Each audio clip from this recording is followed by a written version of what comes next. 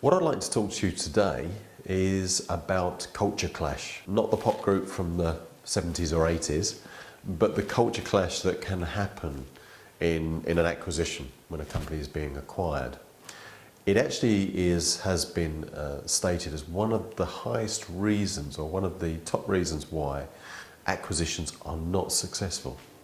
And as you know, the success rate, the typical success rate, looking across all industries for acquisitions achieving the initial objectives are very, very low. The variations there as to what the success rate is, but it's typically between sort of a 70 and 85% failure rate. But when you start to look really deeply at the M&A processes and you see how little actually they've changed over the years, you can see the reasons for that. You can also see from the lack of preparation. You know, one of the things we always say to our clients is the sale of your business is going to be the biggest sale of your life. And consequently, you need to take it with that level of importance. And just one aspect of that is the culture clash that can happen. Culture clash when the business is actually acquired. But what we've seen, and one of the steps that we take our clients through, and one of the qualification steps that we impose upon ourselves, is by looking at that buyer and qualifying them in or out at a very early stage. Because if we can see a very big disparity in cultures between the two, then we probably won't even bring them to a face-to-face meeting. And that really is a very, very important point, because what you don't want to be doing is wasting time with two businesses with very, very different cultures that are going to find it difficult to come together and integrate.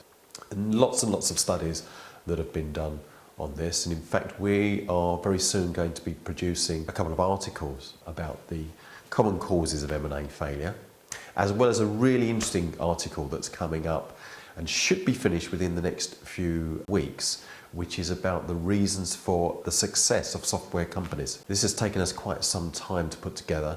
It's not just based upon our own opinion, which we will, some of it is our own opinion in the experiences, but more importantly, it's been based upon well over 50 different independent studies that have been looking at software companies, those that have been very successful, those that have been less successful, and pulling out those common denominators.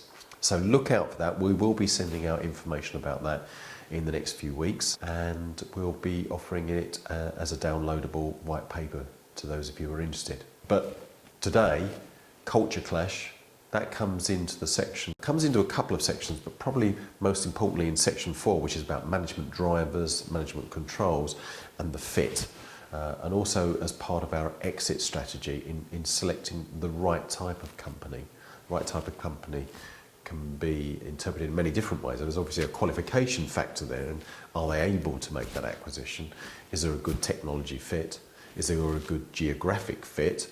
Is there a good strategic fit? But also, do those companies fit well from a cultural perspective? So, hope you find that of interest. As always, any questions, please just come onto our website. I would also, please have a look for Boss Insights. It's recently been rebranded.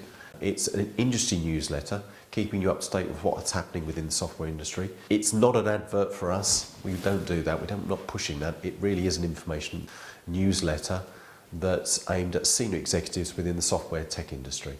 So if you'd like to have a look at that, just follow the Boss Insights tab that you'll find at the top of our website, and please subscribe. Thanks very much, and hope to speak to you again soon. Thank you. Bye-bye.